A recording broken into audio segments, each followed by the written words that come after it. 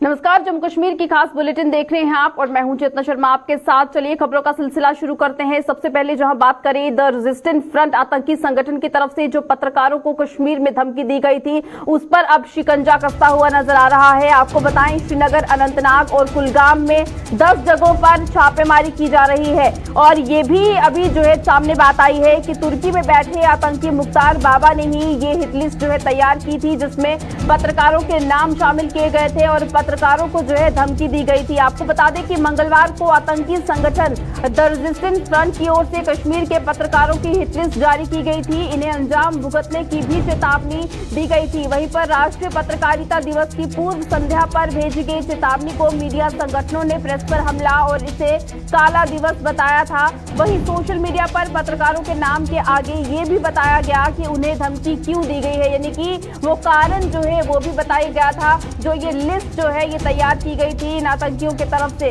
और ये भी बताया जाता है कि आतंकियों की धमकी से डरे सहमे पत्रकारों में से कुछ ने फेसबुक पर अपना इस्तीफा जारी किया तो कुछ जो है वो जम्मू लौट आए। तो कहीं ना कहीं यहाँ पर जो है पत्रकारों को जो धमकी दी गई थी उस पर जो है अब शिकंजा और कसता हुआ नजर आ रहा है। जम्मू कश्मीर पुलिस जो है इस पूरे मामले में तहकीकात कर रही है और इसी बीच श्रीनगर, अनंतनाग और कुलगाम तीनों अलग अलग जगहों पर जो है 10 जगहों पर जो है यहाँ पर छापेमारी हो रही है इन तीनों जिलों में। और इसी बीच जो है अभी तक जो एक बड़ा नाम जो है इसमें सामने आ रहा है, बताया जा रहा है कि आतंकी मुख्तार बाबा जो कि इस वक्त जो है तुर्की में बैठा है और वहां से ही उसने ये हिटलिस्ट जो है तैयार की और उसके बाद जो है यहाँ पर पत्रकारों को धमकाने की कोशिश जो है वो यहाँ पर की गई है। और जम्मू और श्रीनगर में पत्रकारों की ओर से इस प्रकार की धमकी की निंदा भी की जा रही है, लेकिन अभी तक जिस तरह से इस पूरे मामले में इन्वेस्टिगेशन जो है वो तेज हो चुकी है। इसी पर चलिए ज्यादा जानकारी लेंगे। हमारे साथ हमारे सीनियर साथी फिदा इस वक्त ज्वाइन किए हुए हैं।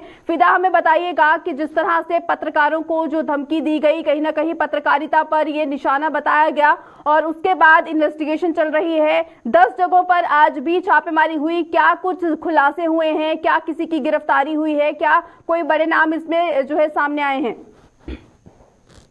देखिए चेतना, मैं आपको बता दूं कि पत्रकारों को धमकी और धमकी के बाद पुलिस हरकत में आ गई और पुलिस हरकत में आने के बाद ये खुलासा भी किया गया है कि कहीं इसके तार जो है तुर्की से जुड़े हुए हैं और तुर्की में बैठे मुख्तार बाबा जो है बताया जाता है कि उसकी ये साजिश है।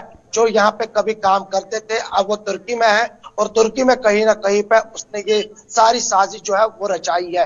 पुलिस आज सुबह सुबह जो है तकरीबन 10 जगहों पे वो पहुंची और 10 जगहों पे उन्होंने छापामार कार्रवाई की है। इस छापामार कार्रवाई में क्या कुछ मिला है पुलिस को वो अभी तक पुलिस ने खुलासा नहीं किया, लेकिन पुलिस ट्विटर हैंडल से ये खुद पुलिस ने जानकारी प्राप्त की है कि कई जगहों पे इस वक्त छापामार कार्रवाई जो है वो चल रही है, क्योंकि जिस तरह से पत्रकारों को धमकी मिली है और उसमें ट्वीट में ये भी जानकारी जो है साझा की गई है कि उसको लेकर ये छापामार कार्रवाई जो है वो अमल में लाई गई है।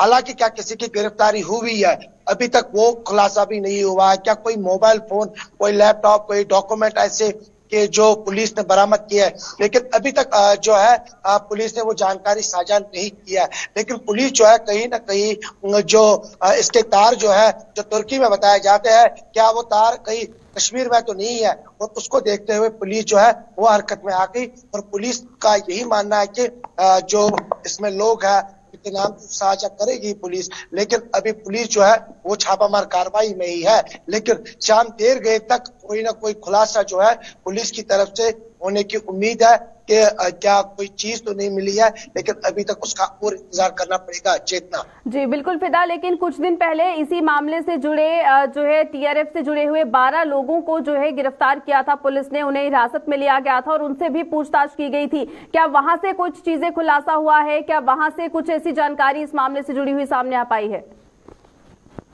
देखिए क्योंकि पुलिस जो है जब किसी भी मामले में पुलिस तहकीकात करती है तो वो हर बात जो है वो साझा नहीं करती है। हालांकि पुलिस के पास जब सबूत हासिल होते हैं, जब उनके हाथ में लग जाते हैं कहीं ना कहीं पर उसके बाद ही जो पुलिस है वो जानकारी प्राप्त करते हैं कि इनमें कौन से लोग हैं, क्या क्या हमें जानकारी मिली है और तार कहां से है और कौन कौन सी चीजें जो है वो पुलिस ने बरामद किया है। लेकिन उसके अभी चेतना और इंतजार करना पड़ेगा, क्योंकि आज सुबह तड़के 8 बजे जब यहाँ पे काफी धुंध जो है वो नजर आ रही थी पूरे, अगर हम दक्षिण कश्मीर की बात करेंगे, पूरे कश्मीर की बात करेंगे, क्योंकि ठंड काफी ज्यादा है और उस ठंड को देखते हुए जब सुबह ये खबर आई, जब पुलिस ने ट्वीट जारी किया तो उसके बाद पुलिस ने यह जानकारी दिया है कि कई जगहों पर इस वक्त छापामार कार्रवाई जो है वो शुरू की गई है पुलिस द्वारा। चेतना जी बिल्कुल फिदा, और वहीं पर पत्रकारों की सुरक्षा जो है यहाँ पर सुनिश्चित की जाए, इस पर भी जो है मांग उठ रही थी। क्या ऐसा कोई कदम उठाया गया? क्या पत्रकारों को सुरक्षा मुहैया करवाई गई, खासकर उन पत्रकारों को जिनके नाम उस लिस्ट में सामने आए थे? देखिए चेता, क्योंकि जब धमकी मिली तो कहीं ना कहीं पे जो उनके नजदीकी पुलिस स्टेशन होंगे उन्होंने उनके साथ बात की होगी कि आपको किस प्रकार की मदद चाहिए, आप किस प्रकार की सुरक्षा चाहिए।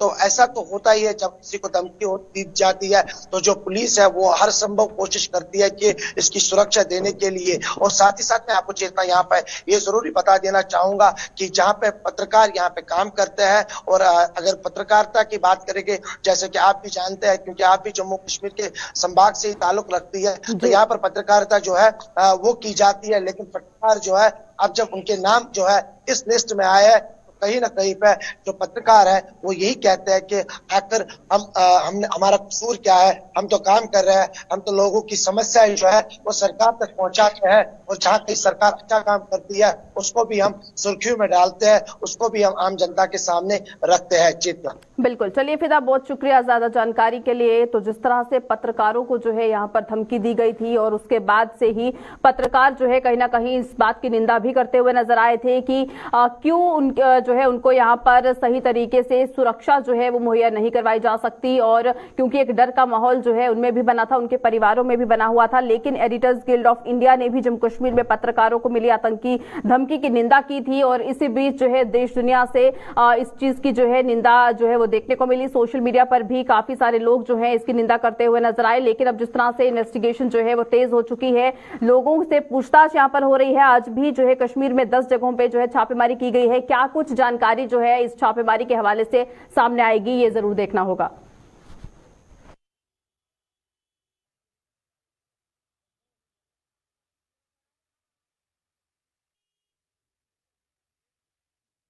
चलिए आगे बढ़ जाएंगे और वहीं पर बात करते हैं नेशनल कॉन्फ्रेंस की। तो आपको बता दें कि नेशनल कॉन्फ्रेंस ने जो है प्रधान पद के चुनावों को लेकर जो है नोटिफिकेशन जारी कर दी है, और उसकी तारीख जो है वो भी उन्होंने जो है साझा की है कि आखिर इसके लिए जो प्रधान के लिए जो नामांकन है वो कब भरे जाएंगे। तो 1 दिसंबर की तारीख तय कर दी गई है। 1 दिसंबर से प्रधान पद के लिए नामांकन जो है वो भरे जाएंगे, और 5 दिसंबर को पार्टी नए प्रधान के लिए वोटिंग जो है वो करने वाली है। यदि नेशनल कॉन्फ्रेंस की अगर बात करें तो जहां पर जो है अटकलें बहुत सारी लग रही हैं कि आखिर नेशनल कॉन्फ्रेंस का नया प्रधान जो है वो आखिर कौन होगा, क्योंकि उसका पद जो है अभी खाली पड़ा है। लेकिन अभी उसके जो नामांकन है उसके लिए नोटिफिकेशन जो है वो जारी कर दी गई है, और तारीखें जो है वो भी तय कर दी गई हैं। 1 दिसंबर और 5 दिसंबर अहम तारीख जो है वो मानी जा रही है, जहां 1 दिसंबर तक यहां पर जो है जो नामांकन है वो भरे जाएंगे, और उसके बाद 5 दिसंबर को नए जो है पार्टी के नए प्रधान के लिए यहां पर वोटिंग भी की जाएगी। इसी को लेकर क्या कुछ कह रहे हैं डॉक्टर फारूक अब्दुल्ला, सबसे पहले उस पर नजर डालिए। डेमोक्रेटिक पार्टी है, 5 तारीख को इलेक्शन होंगे। 5 तारीख को इलेक्शन में लोग जो नॉमिनेशन अपनी भेजेंगे, उसमें फिर डेलीगेट उनको जो चाहेंगे उसको इलेक्ट करेंगे, और ये जमात आगे चलेगी। जिस तरीके से आपने कल, किसने कहा हमने सर रूमर काफी कल तो चलती रहती है, यहाँ का पूरी रूमर नहीं सर। नेक्स्ट टाइम आप इलेक्शन लड़ने में, मैं इलेक्शन लड़ने वाला हूँ। जब इलेक्शन आएगी प्रेसिडेंट पोस्ट के लिए नहीं, मैं इलेक्शन लड़ूंगा। इन्हें जमात में आ गए हैं और हमें उम्मीद है ये जमात को मजबूत करेंगे, और हम लोग जम्मू कश्मीर को मजबूत करके यहाँ की मुश्किलें दूर करेंगे। हाँ सर, तो सर अब ने बना ली है स्ट्रैटेजी, हम लोग तैयार हैं। इलेक्शन अनाउंस कर दे, लोग सब तैयार हैं इलेक्शन लड़ने के लिए। अब आप जानती है नेशनल कॉन्फ्रेंस ने क्या काम किया है। जब 96 में हम आए, कौन था यहाँ? हर तरफ बंदूकें चलती थी, गोले चलते थे। हम लोगों ने उस वक्त इस जमात को संभाला, इस रियासत को संभाला। तब ये रियासत थी जम्मू कश्मीर और लद्दाख। देख लीजिए क्या काम उस वक्त हम लोगों ने किए। स्कूल बंद थे, रास्ते नहीं थे, पुल नहीं थे, हर चीज खत्म हो गई थी। हम लोगों ने रहबर तालीम में सब स्कूलों को शुरू कर दिया। डॉक्टर 300 डॉक्टर हम लोगों ने हर जगह भेजे कि चल सके। इस रियासत को फिर से हमने रेल पे वापस लाया। तभी आज ये सारी जमातें लड़ रही हैं। कहाँ थी ये 96 में? कोई जमात नहीं। तो बिल्कुल मीडिया को संबोधित करते हुए डॉक्टर फारूक अब्दुल्ला क्या कुछ कह रहे थे वो आपको बताने की कोशिश की गई है, जिसमें उन्होंने कहा कि जम्मू कश्मीर को मजबूत करने का एक प्रयास होगा।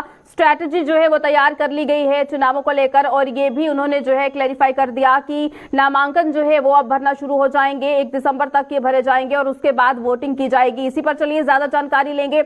हमारे साथ हमारे संवाददाता फैजल इस वक्त ज्वाइन किए हुए हैं। फैजल, हमें बताइएगा क्या कुछ चल रहा है इस वक्त नेशनल कॉन्फ्रेंस में, क्या लगता है, क्योंकि नामांकन तो जो है यहाँ पर भरे जाएंगे लेकिन कुछ अटकलें जरूर होंगी। कौन हो सकता है नेशनल कॉन्फ्रेंस का अगला प्रधान?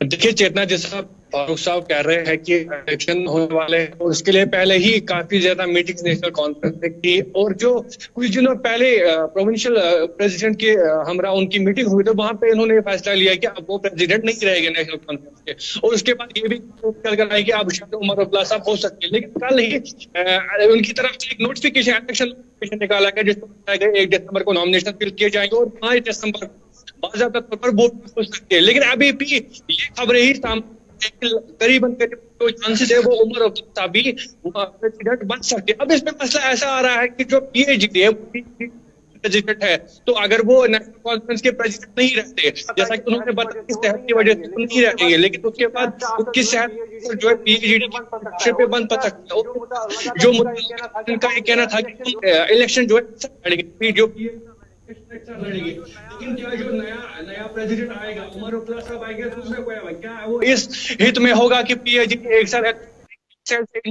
कॉन्स्टिट्यूएंसी इंचार्ज की लिस्ट निकाली, उसके बाद जो कश्मीर है वहां पे तमाम कॉन्स्टिट्यूएंसी इंचार्ज को अनाउंस किया गया है कि नेशनल कॉन्फ्रेंस अभी तक पूरी तरह से नहीं चाहती है।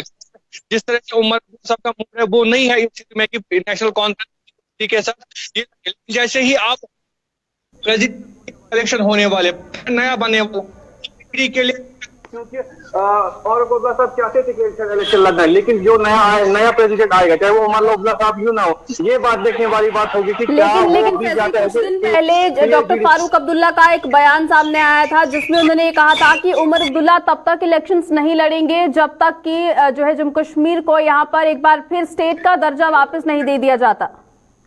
बिल्कुल ये बात भी सही है कि उन्होंने ये भी कहा था कि उमर अब्दुल्ला साहब नहीं लड़ना चाहते, लेकिन आपको ये बताओ जिस दिन कॉन्स्टिट्यूएंसी की मैं बात कर रहा हूँ, कॉन्स्टिट्यूएंसी इंचार्ज जो अनाउंस किए थे उसमें अभी उमर अब्दुल्ला साहब का नाम नहीं था, और इस टाइम साहब ये बता सकते हैं कि इन सारी कॉन्स्टिट्यूएंसीज में उमर अब्दुल्ला किसी भी कॉन्स्टिट्यूएंसी के इंचार्ज नहीं है। तो ये भी इस चीज की अक्कासी करता है, प्रूव कर होता है कि उमर अब्दुल्ला साहब इलेक्शन नहीं लड़ने वाले। लेकिन ये बात अभी तक प्रूव नहीं हुई कि क्या उमर अब्दुल्ला साहब कोई नेशनल कॉन्फ्रेंस प्रेसिडेंट बनाएगी क्या। जिस तरह से कुछ दिनों पहले पीसी के इलेक्शन हुए, लेकिन अनअपोज्ड सजाद गनी लोन साहब खुद ही सभी पार्टियों ने कैंडिडेट दी कि सजाद गनी लोन साहब प्रेसिडेंट बनेगा। ऐसा भी हो सकता है क्योंकि आज तक जो है नेशनल कॉन्फ्रेंस के ही सदर सारे नेशनल कॉन्फ्रेंस के रहे, इनके खानदान से बाहर कोई भी इसका सदर नहीं बना। तो शायद की बात है कि ये रिवायत तकरीबन जारी रहेगी, और इसके बाद भी जिस तरह से पीसी में हुआ था कि सभी ने कैंडिडेट दी थी कि सजाद गनी लोन साहब प्रेसिडेंट बनेंगे, वैसे यहाँ पे भी हो सकते हैं। हालांकि कल भी हमने उनसे पूछा था क्या वोटिंग होगी, उन्होंने बोला कि बाकायदा तौर पर वोटिंग होगी, हम एक डेमोक्रेटिक पार्टी है तो हम चाहते हैं कि अच्छे से वोटिंग होगी, तो जिसको लोग चुनेंगे, जिसको डेलीगेट चुनेंगे वो ही हमारा प्रेसिडेंट हो सकता है।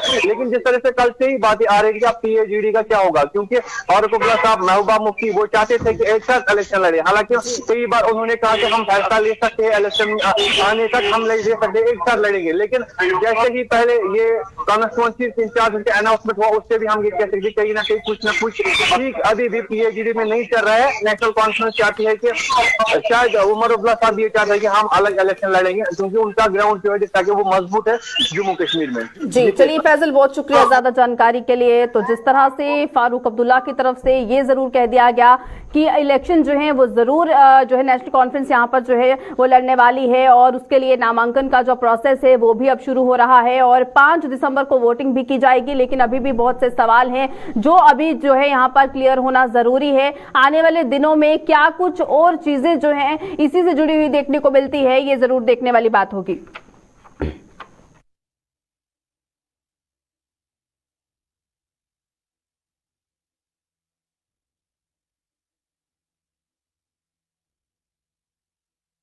चलिए आगे बढ़ जाएंगे, रुक करते हैं जिला कठुआ की ओर। जिला कठुआ के हीरानगर इलाके की अगर बात करें, जहां पर राजस्व विभाग के रिहायशी क्वार्टर्स हैं, उन क्वार्टर्स की हालत जो है किस तरह से खस्ता हो चुकी है। खंडरों में जो है ये राजस्व विभाग के रिहायशी क्वार्टर अब तब्दील हो चुके हैं और 1990 में जो ये क्वार्टर बनाए गए थे, इनकी ये जो क्वार्टर्स हैं ये कभी भी धाराशाही हो सकते हैं। कई मुलाजिमों और उनके परिवारों की सूली पर उनकी जानें लटकी हुई हैं, क्योंकि हालत जो है इन बिल्डिंग्स की इतनी ज्यादा खस्ता हो चुकी है और पीडब्ल्यूडी के पास क्वार्टर्स के रखरखाव की जिम्मेदारी है। लेकिन आखिर क्यों इतनी बड़ी जो यहाँ पर इस जो है बिल्डिंग को जो है यहाँ पर नजरअंदाज किया जा रहा है। इन क्वार्टर्स की अगर बात करते हैं तो जिस तरह से हालत जो है वो इतनी ज्यादा खराब हो चुकी है कि कभी भी कोई बड़ा हादसा यहाँ पर पेश आ सकता है। लेकिन राजस्व विभाग के जो रिहायशी क्वार्टर्स हैं जो हीरानगर में जो है स्थित हैं, वहां पर अब इनकी हालत अगर देखी जाए तो पूरी तरह से यह जो क्वार्टर्स हैं ये खंडर बन चुके हैं। 1990 में जो है इन क्वार्टर्स की को जो है वहां पर तैयार किया गया था, बनाया गया था और इतने साल अब जो है वो बीत चुके हैं जहां पर इसकी जो है रेनोवेशन की जरूरत थी, इन क्वार्टर्स के मरम्मत की जरूरत थी, लेकिन किसी भी तरह से कोई भी कार्य जो है इन क्वार्टर्स में नहीं किया गया। और जो मुलाजिम यहाँ पर काम करते हैं, यहाँ पर जो रहते हैं, वो अब जो है कहीं ना कहीं खौफ में जो है यहाँ पर जी रहे हैं और इसी बीच जो परिवार हैं उनको भी डर सता रहा है कि कभी भी कोई बड़ा हादसा जो है वो यहाँ पर हो सकता है और उनकी जान पर जो है खतरा हो सकता है। और जिस तरह से ये भी कहा गया कि पीडब्ल्यूडी के पास ही इसके जो है इन क्वार्टर्स के रखरखाव की जिम्मेवारी है, लेकिन उनकी तरफ से यहाँ पर कोई भी काम नहीं किया जा रहा है, इन क्वार्टर्स को नजरअंदाज किया जा रहा है। और क्या यहाँ पर यह भी सवाल है कि किस हादसे का आखिर जो है इंतजार हो रहा है, क्योंकि जब भी कोई भी इस तरह की अगर बिल्डिंग्स की बात करते हैं तब तक वहां पर जो है क्यों नजरअंदाजगी जो है वो वहां पर दिखाई जाती है जब तक कि कोई बड़ा हादसा जो है वहां पर पेश नहीं आता। अब बड़े सवाल जो है यहाँ पर उठाए जा रहे हैं, लेकिन चलिए इसी पर ज्यादा जानकारी लेंगे। हमारे साथ हमारे संवाददाता रंजीव मेहता इस वक्त ज्वाइन किए हुए हैं। रंजीव, हमें बताइएगा कि जिस तरह से राजस्व विभाग के ये रिहायशी क्वार्टर्स हम तस्वीरों में भी देख सकते हैं किस तरह की हालत इनकी बनी हुई है, कभी भी कोई बड़ा हादसा पेश आ सकता है। आखिर क्यों इनकी जो ये बिल्डिंग्स है जिनकी ये हालत खस्ता बनी हुई है, इस पर कोई काम नहीं हुआ और पीडब्ल्यूडी को जहां ये जिम्मेदारी सौंपी गई है इसके रखरखाव की, क्यों यहां पर जो है इस चीज को नजरअंदाज किया जा रहा है? चित्रा, मैं आपको बताऊं कि यहाँ पे जो हीरानगर में डिपार्टमेंट की रिहायशी क्वार्टरों की जो बिल्डिंग है, ये 2 मंजिला बिल्डिंग है, इसमें 4 से 6 क्वार्टर बने हुए हैं। ये पिछले 40 साल से नगर में ये बनाए गए थे और उसके बाद इसके रखरखाव के लिए कोई जो है बड़ा जारी नहीं हुआ, कारण पिछले दशक से इस बिल्डिंग को घोषित कर दिया गया है। रेवेन्यू विभाग जो है वो इतने मीटिंग होती है हर साल, स्टेट प्लान आता है, डिस्ट्रिक्ट प्लान आता है, उसमें इस बिल्डिंग को रिपेयर के लिए कोई फंड नहीं रखा जाता, जिसके कारण इसकी दिन ब दिन खस्ता हालत होती जा रही है। और जो रेवेन्यू विभाग के ज्यादातर मुलाजिम है वो बाहर प्राइवेट इलाके में किराए के मकानों में रह रहे हैं और जिसके कारण उनको वहां पे किराया भी खर्च करना पड़ रहा है। लेकिन विभाग की तरफ से अभी तक इसके लिए कुछ नहीं किया गया। वहीं पीडब्ल्यू विभाग की बात करें, वो उनका कहना था कि अगर फंड सरकार जारी करे तो वह लोग इसको रिपेयर करवाने के लिए टेंडर भी लगाने के पीछे नहीं हटेंगे, क्योंकि इसकी हालत पीछे से, खासकर बिल्डिंग का जो पिछला हिस्सा है वो इतनी जर्जर हालत में है, इसकी पाइपें टूट गई हैं। ऊपर से जो जितने भी शेड हैं, जहाँ रेन वाटर शेड के लिए जो परछत्ती बनाई गई जाती है, वो सारी टूट चुकी हैं। अंदर पानी के निकास के लिए जगह नहीं है। जितने भी यहाँ के सीवरेज टैंक है वो सब गंदगी से भरे हुए हैं। और ये हीरानगर के प्राइम लोकेशन पर स्थित है ये क्वार्टर। वही तहसीलदार, जब रेवेन्यू विभाग के तहसीलदार हीरानगर राहुल जी से मेरी बात हुई तो उन्होंने कहा कि जो दूसरे क्वार्टर है, नायब तहसीलदार ने अभी पिछले दिनों ही उनको रिपेयर के लिए 2 लाख रुपए खर्च करके तैयार किया है, जिसके लिए अभी तक फंड हमने लिखा नहीं है। जैसे ही ये खबर के लिए मैंने बोला कि आपके संज्ञान में ये खबर मैंने उनके लाई, तो वो कहते हैं इस बार इन चेयर के लिए भी डीसी साहब को चिट्ठी लिखेंगे और फंड मुहैया करवाने की मांग करेंगे। जी चेतना जी, यानी कि एक बार फिर जो है इन्हें आश्वासन दिया गया है कि जल्द ही इनका जो यहाँ पर मुद्दा है या जो भी यहाँ पर इन लोगों को समस्या पेश आ रही है उस पर काम होगा। जी जी जी, मैं इसको लेकर ये था कि ये जो इसकी अंदर का जो सारा हिस्सा है कभी रिपेयर नहीं हुआ है, दरवाजे खिड़कियां जो है जर्जर हालत में है, शीशे सारे टूटे गए और जो भी मुलाजिम यहाँ जिसको अलॉटमेंट करवाता है वो भी यहाँ पे थोड़े दिन ही रहता है और फिर वहाँ पे वो प्राइवेट क्वार्टर में रहने के लिए मजबूर हो जाता है। तो इसके लिए फंड की दरकार है, जो रेवेन्यू विभाग और सरकार को मिलकर इसके लिए फंड जनरेट करने हैं रिपेयर के लिए, क्योंकि एक ऐसी प्राइम लोकेशन है तो जहाँ से हीरानगर का चेहरा जो दिखता है। और ये 2 मंजिला जो बिल्डिंग है 1980 में ये इसको बनाई गई थी, क्योंकि जब चक बंदी हुई थी तब बाहर से जो पटवारी बुलाए गए थे, लेकिन उनके लिए जो उन्होंने पहले डिमांड की थी कि हमें रहने के लिए क्वार्टर बनाए गए थे, बनाए जाने चाहिए। जी तो चलिए क्वार्टर बनाए गए थे। जी चलिए रंजीव, बहुत शुक्रिया ज्यादा जानकारी के लिए। तो जिस तरह से क्या कुछ खस्ता हालत जो है इस वक्त हीरानगर में मौजूद इस राजस्व विभाग के रिहायशी क्वार्टर्स की हुई है, वो तस्वीरों में जो है आप यहाँ पर देख सकते हैं। और जिस तरह से अब ये जरूर कहा जा रहा है कि जब अधिकारियों से बात की गई है तो उन्होंने ये कहा है कि हम मांग जो है वो जरूर रखेंगे कि फंड्स जो है वो यहाँ पर दिए जाएं कि इस क्वार्टर की जो हालत यहाँ पर खस्ता बनी है उसकी रेनोवेशन जो है वो हो सके। लेकिन अब कितना वक्त लगता है और कितना फंड जो है आखिर यहाँ पर दिया जाता है इस जो है विभाग के इन क्वार्टर्स को जो है सही सलामत एक बार फिर लाने में, ये जरूर देखना होगा।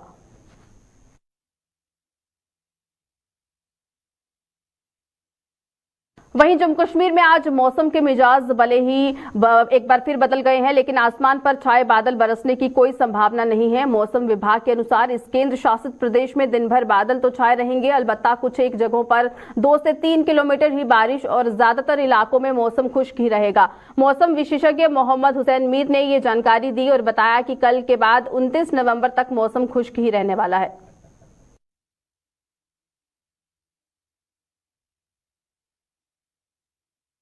J&K और उसके साथ ही आइसोलेटेड टू स्कैटर्ड कुछ जगहों पे 2-3 मिलीमीटर से ज़्यादा नहीं होगा, चाहे रेन और हाई रीचेस पे स्नो, लेकिन उसके बगैर आमतौर पर ड्राई रहेगा मौसम। बाकी जगहों पे ये कुछ जगह जो नॉर्थ कश्मीर है, ख़ासतौर पर बांडीपुर डिस्ट्रिक्ट और हमारा कुपवारा डिस्ट्रिक्ट आता है, और उसके साथ जो गांदरबल डिस्ट्रिक्ट का ये हिस्सा आता है नॉर्दर्न पार्ट, वहाँ पर थोड़ी हल्की बर्फबारी अपर रीचेस पे देखने को मिलेगी हमें।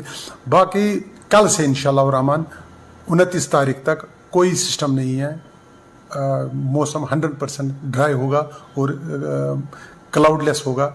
नाइट्स क्लियर नाइट्स होंगे तो थोड़ा टेम्परेचर ड्रॉप हो जाएगा -2 डिग्री तक, लेकिन दिन में टेम्परेचर बहुत अच्छा मिलेगा आपको, नॉर्मल से 2 डिग्री ज़्यादा ही। तो 29 तारीख तक कोई WD या कोई भी सिस्टम नहीं है, मौसम खुशगवार रहेगा। सिर्फ आज के छोड़कर आज ही थोड़ा ये वेस्टर्न डिस्टर्बेंस अपर नॉर्दर्न पार्ट में है, तो ये इंशाल्लाह रहमान आज ओवर हो जाएगा आज रात में। तो कल सुबह से आपको अगले 7-8 दिन के लिए ड्राई 100% मौसम मिलेगा। जम्मू के जीएमसी अस्पताल के मुख्य गेट के बाहर की गई 4 दीवारी का नजारा इन दिनों बदला बदला सा नजर आ रहा है।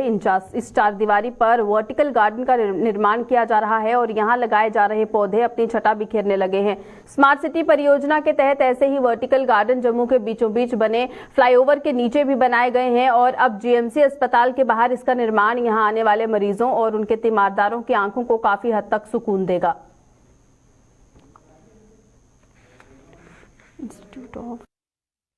यहाँ पे ये इस प्रोजेक्ट को मैं हैंडल कर रहा हूँ।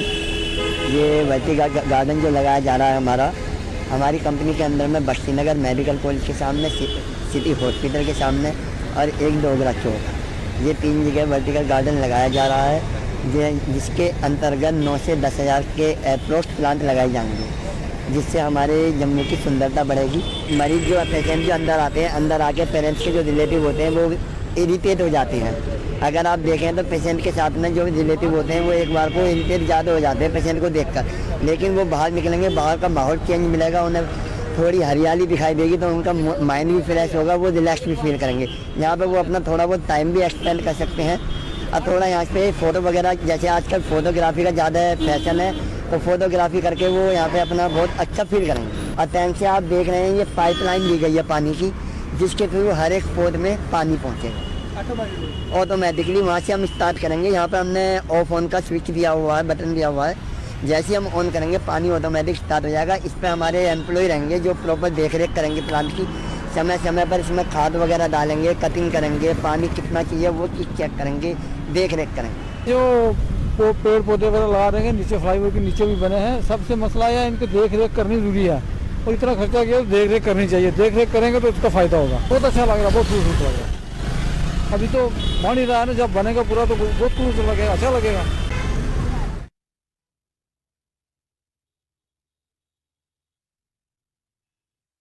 चलिए, इस वक्त की बड़ी खबर राजौरी से सामने आ रही है। आपको बता दें कि राजौरी में एलओसी पर जो है यहाँ पर घुसपैठ करने की कोशिश की गई है, लेकिन उस कोशिश को नाकाम कर दिया गया है। नौशहरा के कलाल सेक्टर में सुरक्षा बलों ने एक आतंकी को मार गिराया जो घुसपैठ करने की कोशिश कर रहा था, और इस वक्त इलाके में बड़े पैमाने पर सर्च ऑपरेशन शुरू किया गया है। इस वक्त की बड़ी जानकारी राजौरी जिले से सामने आ रही है, जहां पर एलओसी पर घुसपैठ करने की कोशिश की गई है, लेकिन सुरक्षा बलों ने जो है इस कोशिश को नाकाम किया है। नौशहरा का ये कलाल सेक्टर है, जहां पर सुरक्षा बलों ने घुसपैठ करते हुए एक आतंकी को एलओसी पर मार गिराया है, और अभी पूरे इलाके में सर्च ऑपरेशन चल रहा है, छानबीन चल रही है कि क्या कोई और वहां पर आतंकी जो है क्या वो मौजूद है, क्या कोई और आतंकी भी वहां पर घुसपैठ करने की फिराक में थे। इस पर अभी पूरी तरह से जो है सर्च ऑपरेशन उस इलाके में चलाया जा रहा है। घेराबंदी जो है वो की गई है, और वहां पर आप देख सकते हैं तस्वीरों में भी वहां पर सेना सुरक्षाकर्मी जो है वो लगातार वहां पर तैनात हैं और पूरे इलाके को खंगालने की कोशिश हो रही है। राजौरी जिले के एलओसी से ये इस वक्त की बड़ी खबर है, जहां पर घुसपैठ की कोशिश को नाकाम किया गया है, और बड़ी सफलता ये मिली है कि एक आतंकी को जो है मार गिराया गया है। क्या कुछ ज्यादा जानकारी है, हमारे संवाददाता जमशीद इस वक्त हमारे साथ ज्वाइन किए हुए हैं। जमशीद, हमें बताइएगा क्या कुछ जानकारी इस हवाले से सामने आ रही है, जहां घुसपैठ की कोशिश की गई है, हालांकि वो कोशिश को जो है नाकाम कर दिया गया है और एक आतंकी के मारे जाने की खबर सामने आ रही है।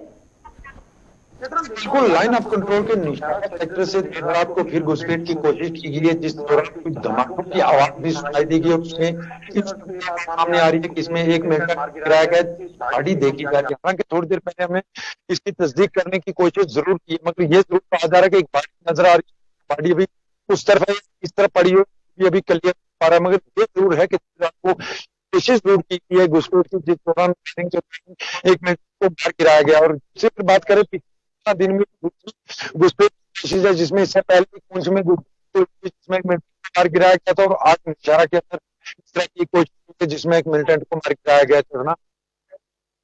जिस तरह से सर्च ऑपरेशन भी जो है वहां पर बड़े पैमाने पर चलाया गया, क्या कोई हथियार या फिर कुछ इस तरह की कोई हथियारों का जखीरा वहां से बरामद किया गया, या फिर कोई और ऐसी सूचना की और कितने आतंकी जो है वो उसके साथ थे जिस आतंकी को मारा गया है?